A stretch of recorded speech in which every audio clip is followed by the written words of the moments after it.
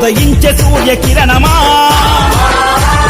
వెత్తు నెగిసే కెరటమా తాత రాజరెడ్డి గుండెవరం తండ్రి రాజన్న దయాగుణం కలగలిపిన కరుణామయ శ్వేతవర్ణ కపోతమా.